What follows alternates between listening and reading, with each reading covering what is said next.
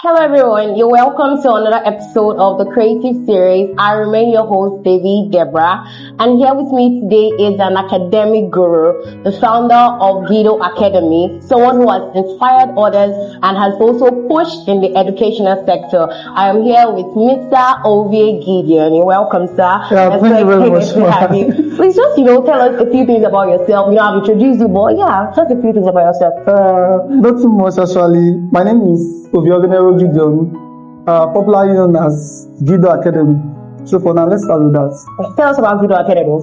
Gido Academy is an academic brand focused on everything about education generally. Okay. Everything about education from JAM students down to final year students.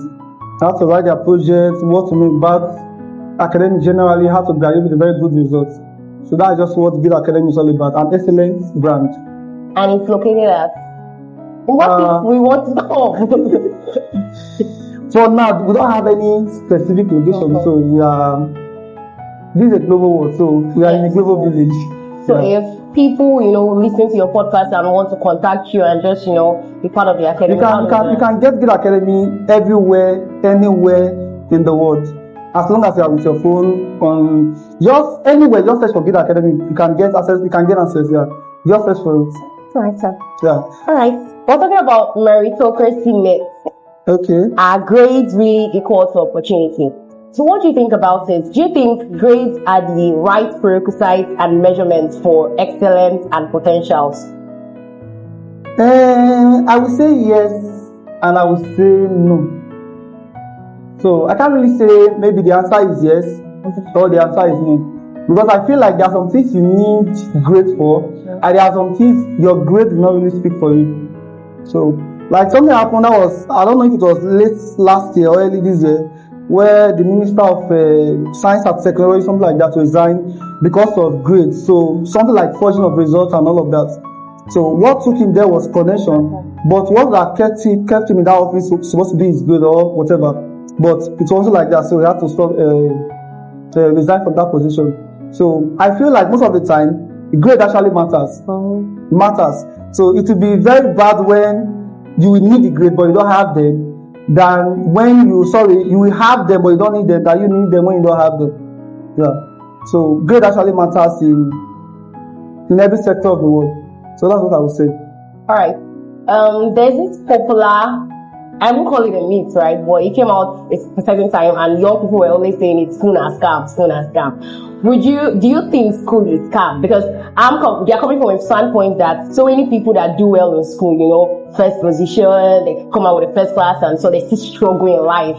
Yeah. They don't have so many opportunities. But then you see the guy that just shows in to class once or twice and probably graduated with a third class. He employs you that graduated with the first class. Why do you think he employs you that graduated with the first class? I've seen scenarios like that, and we've had so many. Can you give me an example? Just give me one. An example? Yeah, of someone that maybe graduated with a third class and employs someone that graduated with. These are just, all of them are myths. Maybe it can be due to connection. If both of them have equal connectivity, equal whatever, and this is a first class student, this is a third class student, there is no way a third class can employ a first class. So maybe we can share their track record before the school and after school. They didn't start from the same ground. Yeah. So I always say it is impossible for a third class student to employ someone that graduated with his class, except that person is dependent on his grade. School is actually a scam, but education is not the scam. So people just go to school just to do whatever they want to do. It's not really, they are not going there for education. They are going there just to maybe get a first class degree, just to get a second class degree and all that. So I would say school is a scam, but education itself is not a scam. We need it. This spikes on another question. So, what is education? Education, you don't really need to go to school to be educated. The way you relate to people, the way you talk to people, the kind of connection you get, all of these things can happen in a school. But you don't necessarily need something like a classroom or all of that to get educated. So with your definition, if first class students can be uneducated? It's actually very difficult for you to be a first class and still be uneducated. That means you can't defend your result. They gave it to you. That's just it. I don't think there's anything like that. You are first class and you're uneducated. Nah. Is it possible? It is impossible. Yeah. You can't be. You can't go to heaven and be a sinner. Is that possible? That's how it was. So I don't think you can be a first class student at the same time be uneducated. Yeah. All right. But you can go to school and be uneducated. But you can't get to that peak of excellence and still be uneducated. Yeah. So do you think, like we spoke about gradings, right? Do you think grades are the right way to measure potentials? No. That is to say, your second class, that means your potentials are second class. So just no, that's not true. Even there are some students that will do excellently well in their exam, they get all A's. That doesn't mean they are the most intelligent in the class. So grade is not equal opportunity or equal performance or equal life after school. It's just your examination is based on not even the totality of the work, just a part of the work. So you might read from page 1 to page 9, and I'll read page 9 and page 10. So let's say I set all his questions from between page 9 and page 10. That doesn't mean you are more intelligent than myself, but the examination favors you, so that's just it. So grade is not really more of all of those things. No. Right. Yeah. Right. Let's talk about a student that speaks well, understands how to relate to people and things like that, but finds it difficult to do well in examinations. Because some people say they are not meant for, the pressure of examination, the whole system and all, so they don't perform excellently after examinations. But then when you speak to them outside their results, you understand that this person, you know what you're doing, you're educated, you're, intelligent. I can't see them. Come again with the question. Okay, a student that isn't exactly a straight A student, but you speak to the person outside the classroom and you know that this person knows what he's doing. Okay. The one I was looking for was a straight A student. I was thinking that maybe the person is intelligent. I feel like anybody that can speak well, that can communicate well, the person is intelligent, but doesn't mean he must be a straight A student. So it is possible like that. It's not compulsory for everybody to be a first class student. So, and it's not a must that you must be a first class and you'll be out there doing all of those things. So I feel like it's possible for you to, it's normal, it's natural. It's natural. So you don't really need to, maybe that's what God has created you for. So you don't really need to push yourself to do any other thing that is outside all of that. I've seen some students that maybe studying medicine and surgery, and at the end of those things, they are doing things that are related to, politics and all of that. So maybe they were not even created for medicine and surgery, but they were forced into that. So, but at the end of the day, you still discover yourself. You will always discover yourself, either during the process or after school. But there must be a discovery. So that's just it.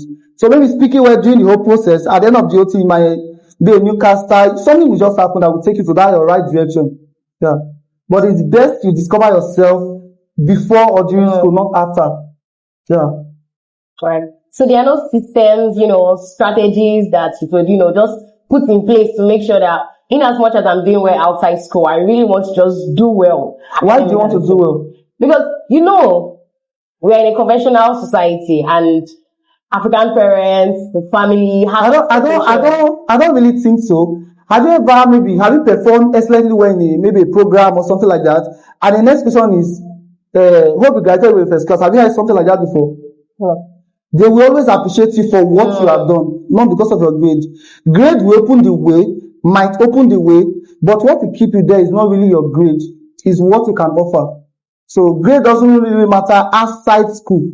I don't think it does. Maybe it's, let's say 40%, but not really, it's not the core. You might have a first class, it will open the way for you. Yeah. While someone else in second class, it might open that same door for the person. Yeah. But what to keep both of you in that office is what you can offer. So if the person that is in the second class can offer something better than you, that means your result is questionable. Yeah. So the person can stay, whereby they might give a sack later. So your grade does not really matter so much outside school. Most especially if you can't defend what you have. So it's beyond your certificate, it's your ability to defend whatever you acquired from school. It's beyond, but it's part. Yeah. You need it. So even in all of this, you need that you need that your grade. So that, yes, your class then might not enter, you will enter. So there are lots of privileges like that, but that's not really the main. So it's beyond that. So what do you have to tell someone that just for a jam, they just rounded out jam, what do you have to tell somebody that is just entering school? Why do you want to go to school? That should be the first question. That's what I always ask my students. I've been getting a lot of messages lately on, sir, I score 192 in JAM. You can never be my student and you get 192. I will block you straight. Because even before JAM, I told them that the minimum you can get is 250. And by his grace, they gave me 300 plus and all of that. So you sending me a message, maybe, I'm not saying you are dropped for you to give me 192 or 110. I'm not saying that. But the first question I will ask is that, you want to study medicine and surgery with 192 or 110. Why do you want to study medicine and surgery? Why medicine and surgery? Maybe my mother said this, my mother said that. That means you have not even discovered yourself. That's why some person will start. I've seen a lot of students in professional courses, they will drop or they will switch to other departments during the course of their stay in school. So it's not really bad. I don't think parents should pressurize their children that you must study this because I want to get this. No. Don't pressurize them. If you really want them to get, for example, if I want my child to study medicine and surgery, to be a medical doctor, I will start out from age 1 or age 0. I will train that child the way he will grow, and when he grows, he will never depart from that. Not that after SS3, the bachelor teacher will say, I want you to be a surgeon, I want to be a... No, it doesn't work like that. So most of the problem with JAM, I feel like it's from the parents. Pressure from the parents. If you even ask someone that they will say, I want to be like Pella, and you are saying I should study medicine and surgery, it doesn't correlate. I'm not saying it is a must, they maybe go into TikTok, they go into this, they go into that, but what they want, that thing that drives them, that's what will keep them in the later on, not your education. Like what I always say to people, one of the reasons why I'm saying this education field is because I have passion for it, not because I was forced or they gave me education to study. So if you don't have passion for it, the time will come, you'll be tired. You will always be tired. Anything you do in this world, as long as the result is not coming at this moment, you'll be tired. So the only thing that can actually keep you going, it is not because you are this, not because you are that, it's because of the passion you have for that.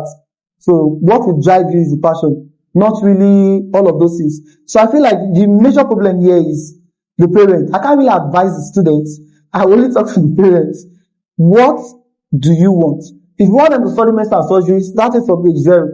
So before they get to 16, 17, 18, they already know that, okay, this is where I'm going to, this is how to achieve this is what the children will follow. The children will follow. And don't force them. Don't say it's a must study this, a must study that. If you force them, they will hate what you are trying to. They might like it later, but they will hate it for now. So don't create that hatred for them. Just like some families, they wake them up around 5 o'clock for morning devotion.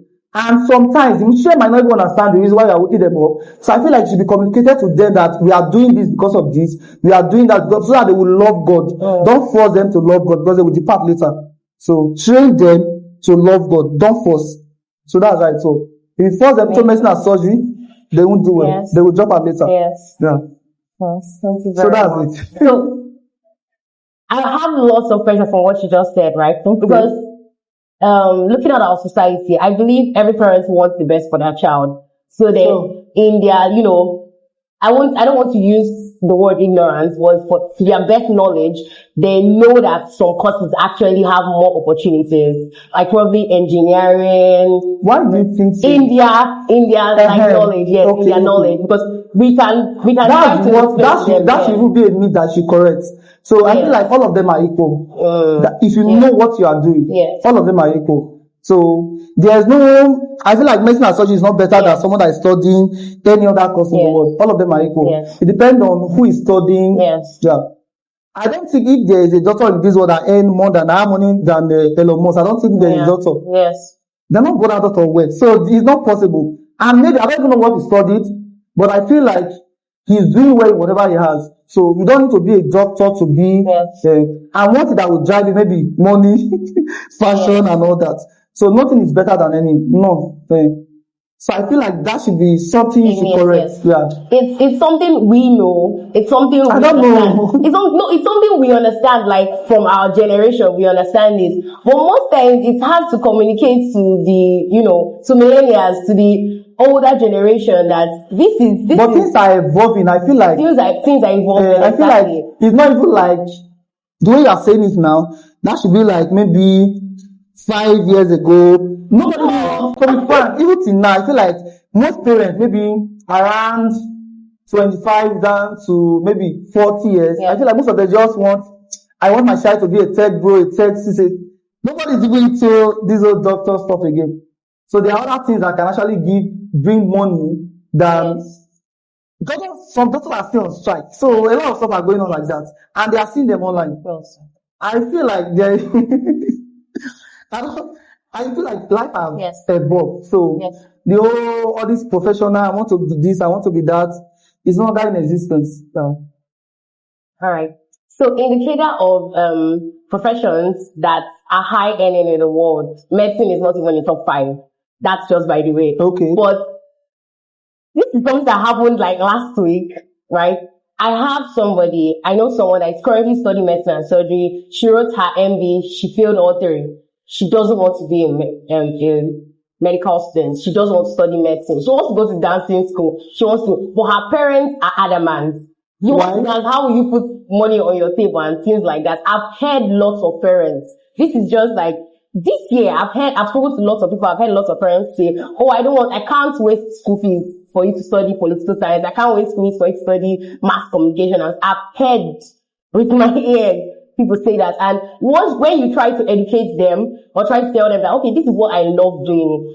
This is what I want to do. This is what I have passion for. You're like, I know better than you. I know what you pay. Nigeria is hard enough. Sure. Don't go and suffer yourself. So things like that happen. And many people are hooked up in a dilemma like this and they don't know what to do because they are the ones paying their school fees. Their parents are the ones paying their school fees. If I don't go with what they want, they are not going to pay my school fees. Sure. And I go and I study and I'm struggling because genuinely, I do not want to study. Genuinely, I don't want to do this thing.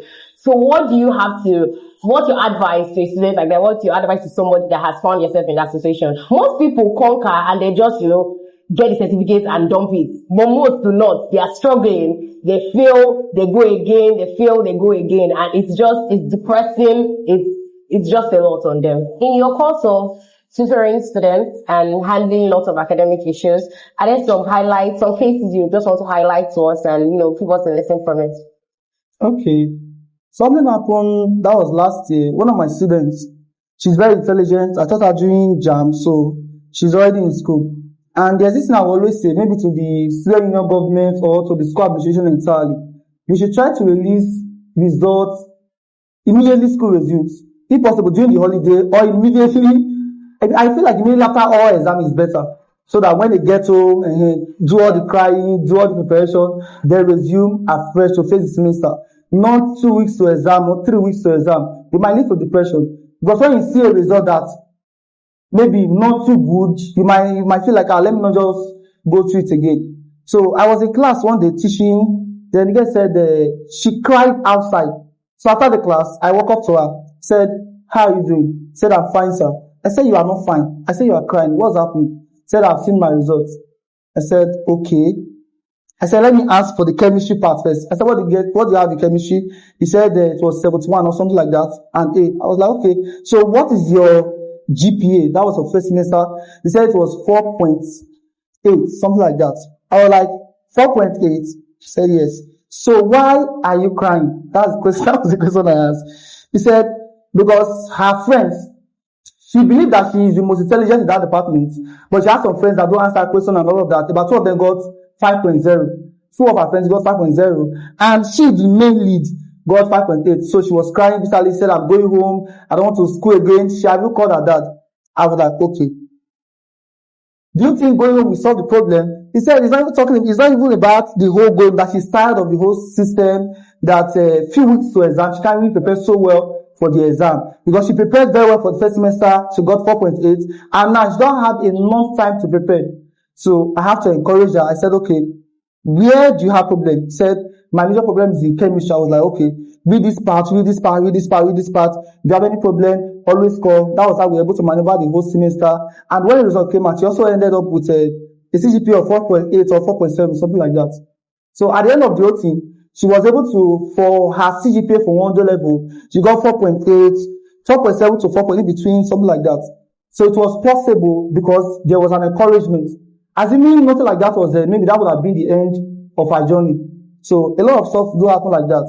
And when I was in 100 level, something funny happened. I do say, I'm from the Faculty of Education, Chemistry Education to be precise. I'm a proud chemist, a proud educationist. So before I get admission, I posted something on my status recently about my JAM form. I feel education and chemistry. So some person felt maybe they gave me chemistry. I said no, that was exactly what I applied for. So on getting to the class, one of the lecturers then came to the class, was saying, he said a lot of things. Just for this, what he said is 100% correct, but it was a discouragement to most of us. And one of the things he said I could remember is, if they ask your dad that which is your child attending, say Delta State University of Abraka, which course, medicine and surgery, what about you, law, what about you, pharmacy, they will not ask your father, they will not say teacher. How does that make sense in this generation? So one of my customers just cried, said, I was coordinator, so I don't want to do this again, I'm going back to Benin. I said, I was just like, because I thought it was a joke. She called me later in the day, I'm in Benin. I was like, how? But currently she should be in 400 level in nursing in one of the universities. So she stopped education after clearance and everything. Stopped education totally, wrote jam again, then to nursing. So maybe that person might have been maybe somewhat great in education, but because of that thing alone, she was discouraged. So I feel like students generally will need encouragement. Generally we need encouragement. Feeding is there. A lot of stuff are just happening. Stress. A lot of stuff are just happening in the school environment. So I feel like one of the things that the school system should do, try to encourage the students. You should try to encourage the students. Guidance and counseling section should be very, very active. I believe most of them don't even know where it's located in. Talking about Delphi, I'm not sure most of them they are aware of that. They don't even know where it is. You just pay, then that's the end. Are you from Delphi? Yes. Have you visited there before? I went there to, we had to pay for. No, apart from the payment, maybe. No, I haven't. Do you have any problem from 100 to final year? I've had lots of problems. So why did you visit? So I feel like the publicity there is not really that much. And I feel like most persons are afraid of them. What will they say? What if they report me back to my parents? What if they? So I feel like all of these things should be dealt with so that students will know that we are one, we are family, and their secret is safe with the management. So, you mentioned lots of things, and that drives me to this question. Do you think, are there people have you seen people that are intelligent and they do well, but cases like, family issues, lack of food, struggles here and there had affected their academic performance? And how do we handle cases like that? I feel like, problem will always come. It's all about, if you really want to do it, you achieve it. So there is no excuse for, everybody have excuse. If you, the person that is dead today, if you have to say, I died because of so, the one that is still alive, I'm alive because of, so there are a lot of excuses for everything. I feel like nothing should pull you down, no matter what happens. Nothing should pull you down. But they will always they are there, the forces are there to bring you down. When I was in 400 level, first semester or second semester, something like that. I can't really recall. I lost my dad that period. So one thing that saved me then was I didn't read before resumption. So most cases, 70% of my work is done. That means my first week of resumption, the first examination question, I'm 100% certain I'm going to get a B. I won't get lower than B, except maybe something happened. So that satisfaction is already there. I know that, okay, this is what I can get first week of resumption. So that means from first week of resumption to examination to upgrade my grade from B to A. So at the time that happened, it affected me so well. But when my result came out, it was also higher than 4.5, which is also a first class. It's a perfect result. In my final year, I was sick, very sick, like seriously sick. In one of my exams, I walked out of the hall. I told my course advisor, I said, "Man, I'm not feeling too well. Let me pour water on my head. And that should be one of the most difficult chemistry exam. So I have to go outside, pour water on my head, enter the examination hall again. I wanted to sleep on the floor just to write the exam because I was not okay. It was not something that happened immediately. It happened before the exam. So for like 2 to 3 papers. And that paper it was very, very bad that day. But the funny thing is that when the results came out, I also got 70 or thereabouts. So all of those things will actually affect you. But when you know how to balance yourself, when you know what to do at the right time, I feel like it's not really bring you down so well. So an extent, I can even say I paid my school fees I covered for myself most of the time here in Delphi. I was teaching, when I was the 100 level I was teaching. I started teaching before I get admission. When I was 100 level I was teaching, 200 level down to final year. Sometimes I can even leave in one of the 200 level, something like that. I left my class where I was teaching to examination hall. So I wasn't teaching because I wanted to teach. I was teaching because I needed money as at that moment. And if I don't do that, nobody will give me the money. So I feel like we always have excuse for everything that happens to us. Everything. If they ask why you not, why is it that you don't have billions of naira today? You have 1 million excuses to give. Maybe because that is not your grandpa or this, there are excuses. But the major thing is that the ability for you to stand out and tell yourself that this thing has happened, but this thing can never bring me down. So that's what makes you an excellent student, not even the grade. Grade is part of it, but the totality of it is what makes you an excellent student. What do you think is the role extra lessons, extra tutoring play in the life of a student? Do you think it's something you advise every student? Find somewhere to, go for extra lessons and tutorials. I feel like the semester is usually very short. And most lecturers will not even come to class till 2 weeks to exam. It's not just to one part, it's general. I can't really say for private school, but I believe most of the public universities, state university, I believe they do that. So most of them don't really come to class because they will really want to impart. So then I just here just for attendance so you need someone to help you. That's just it. If they like, they should cover the coursework. If they don't want to cover the coursework, everything that will come out to your exam will be based on that material. Will be based on that material. So their excuse might be there was not enough time for us to cover, but at the end of the OT, you still write the exam if you like it or not. So the best thing you need extra hand. And students generally they don't really want to learn to an extent. They just feel like anything. That tutorial is good though, it's good.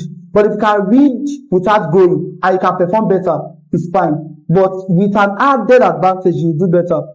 So if there is no support and you got A, what if there is a support? Yeah. So you usually perform better. So lecturer will teach, you will read, then teacher will add to it. So I feel like that should be the climax of it. Yeah. Private and public universities. So most public universities, they have their lecturers come probably 2 weeks. I can't really say, I won't be there. It's not a general statement. It's just, most times, lecturers, probably they are teaching in more than 2 schools or 3 schools, so they just schedule their attendance in the various schools and just, I'm coming 3 times, even though my classes are 10 times, I'm just coming 3 times here because I have other things to do. And yes, it's fine there. Do you think private school students have an advantage over public school students? Like, I strongly believe that private schools, they have, whether secondary school, high institution, they have advantage over generally. But I still find it difficult to believe that they are more intelligent than public school. So because they have gone through they have gone through stress, they will always do better. So if where you stop, that's where government school will always start. So no matter how intelligent you are, there's someone in government school that will beat you. That's just it. So government school prepare you for the society. Private school prepare you for maybe a corporate world, but government school prepare you for the society. Like what they will say, if you can survive in Lagos, can survive in anywhere in the world. So Lagos like the government school. So they will cook you so that you can survive anywhere in the world. So that's so if you had an option, let's say you have everything. I will still go back to government. You still want to comment? Maybe with a touch of private, but I will still stay with government. There are a lot of things I'm going to learn from them. A lot of things, a lot. And there's this advice I will always give to those who are in government schools. Anything you are doing, if you are a student that is listening to me now, if you have any business that you are doing currently, that you plan that after school, that's when I'm going to push it out, just so that you'll be a failure. You might not be, but I'm just telling you this so that you can start your advertisement now. Tell your classmates, if you have 10 classmates, they will start patronizing you. If you have, how many said you have your department, they start patronizing you in your faculty. So this is the best. You don't need to pay anybody to do the advert for you. So this is the best time for you to do the advert for yourself. So you don't need to wait for anybody to do that.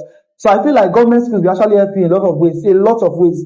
So if you are in government school, that thing that you feel like you can do better, do it now. Blow your trumpet so loud that everybody around you will want to listen to you.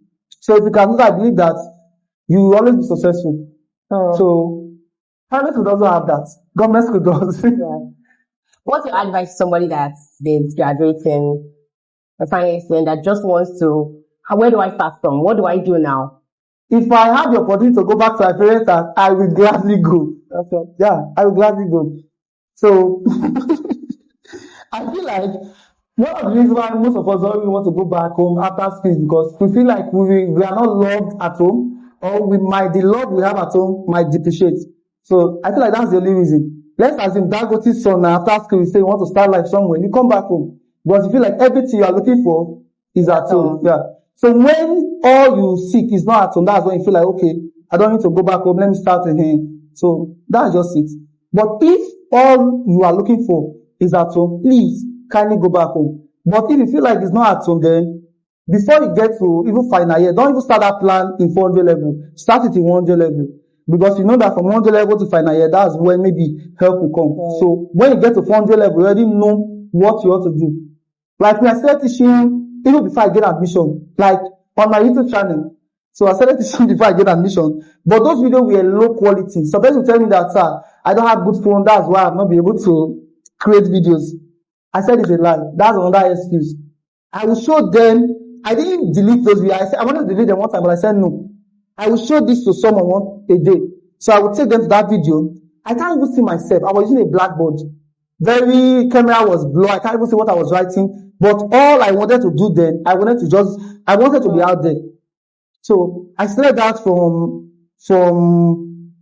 before I get admission. When I gained admission, I stopped. I started doing other stuff to give me money. Then 200 level, something like that again. I started again. From 300 level, I had to change the name to Gido Academy because I was using something else. I felt like, this thing cannot last forever. Let me look for something that can last forever. So I changed the name to Gido Academy. So I still continue till final year. So as at now, I have 5K plus subscribers. But assuming I started that in 400 level after graduation, maybe by now I might still be, let's say, 100 or 10 subscribers, or just trying to push out. So I feel like the best thing to do is to start when you are in school and try to push that out. So there's one I do read a lot in Awoko. So during the exam, I'm tired of reading, so I said, let me just take a walk. So I was walking around the classroom. I saw a student watching my video in Awoko. So I stood there for a while. I just recorded at night. Then I ended the video. I touched her. She just shouted, sir, Gideon. She was so happy that the person maybe that's the first time of her seeing me. Yeah. So I was very happy that night. And when I went back to my place of study, I realized that I really need to do more. Yeah. So I feel like you should do that where you are in school, so that those who are in school will benefit from you, not after school. Sure. You've said a whole lot of things already. So just to wrap up, tell us what you have to say to a student out there, a Nigerian student just trying to, excel in academics, be educated, and just put everything together. I barely advise like this. I always ask, why do you want to excel in your academics? So if you know the why, the motivation will come. But if there is no why, there is nothing I will say that will motivate you. It will be a momentary. I might say this to you now. I had a student then that he failed WAEC. He failed, was it mathematics or something like that? The other subjects were good. So I told him, I said, I'm telling you to do this, to do this, to do this. He said, sir, I'm going to do anything you say. I'm going to do anything you say. I said, yes. But bet me, in 3 days' time, you will read your books. He said, no, I'm going to read the next WAEC. I said, I am telling you, in 3 days' time, because what I'm giving to you now is a motivation. It's not intrinsic. So it should be coming from you, not from someone else. So if it comes from you, and my work is just for me to polish it. The next 3 days, I went to his place. Mother said he's playing football. I supposed to just pass. I said, no, I'm going to see him. I walked up to him. I said, hello, how you doing? He said, I'm fine, sir. Then he stopped playing boy around. I said, no, don't worry. Continue. Because what he got was a motivation. And motivation cannot really drive you for a long period of time, except it's coming from you. So if it is not within, it won't go far. Like one of the things that Jesus Christ said when he was praying in the Mount of Gethsemane, that it is not my will, but your will. But at the end of the day, he came to this world by himself. He said he wanted to come. Assuming he was forced by God himself to come to this world. And so that made him say, no, I can't do it again. God, I'm coming back home. That's what would have happened. But because he came to this world, because he wanted to die for humanity. That was how he was able to go through all the pain. Someone is killing you, are saying that, Father, forgive them because they don't know what they are doing. They don't know what they are doing. Someone that is crucifying you. So all of those things happened because it was intrinsic. It came within, not outside. So if it was outside, at the end of the OT, that's why it is best you know Jesus for yourself. If I preach Jesus for you today, something might happen that you say, I'm tired of this Christianity, I don't want to do it again. That's why I always say those persons that were Christians and left Christianity for that religion, it's not really because they wanted to leave, it's because they never found Christ for themselves. Maybe what their pastor preached to them, what their dad told them, so their encounter should be personal encounter with God. So it should be within before pastor cannot polish that. So even after the pastor has polished, the encounter should come from inside. If it is not within, there's something I will say to the viewers now that will say, I have to read my book, I have to do this, I have to do that. No. So once that spirit of motivation comes in, so it's now the duty of others to say, okay, yes, let's do this. So if you are not willing to resolve the conflict in that marriage, there is no pastor that will preach that will make you to change your mind. So first of all, that change will come from you before their word will have to penetrate. Alright, you're going to drop your YouTube channel for us because you said a lot about your YouTube channel, so just in case somebody... Okay, like what I said, my name is Gido Academy. So, YouTube, Facebook, Instagram, TikTok, physically, spiritually, everywhere you go, just search for Gido Academy. Like what I always tell my JAMB students, I said, if you find any question difficult in your examination hall and you are a chemist, I said, call my name 3 times and I will appear. Amazing. So that's it. Amazing. Thank you very much. Thank you very much. We had such an insightful conversation. I learned a lot. I know you learned a lot. Thank you so much for being here with us. Alright, this is a wrap. We have had a very, very, very, very, very educational conversation with him, and I learned a lot. I know you learned a lot, and yeah, you just have to share it to somebody out there. Share it to a student, drop a comment, like, subscribe to our YouTube channel. Don't watch our videos and just walk away. Don't do that. We'll come after you. Subscribe to our YouTube channel. That's very good. Subscribe. Yeah. Subscribe to our YouTube channel, like, share, and drop a comment. Please drop a comment for him. Drop a comment for us. Drop a comment so we know that you're watching and you're following. Alright. Thank you very much. And till we meet again in our next episode, do take care of yourself.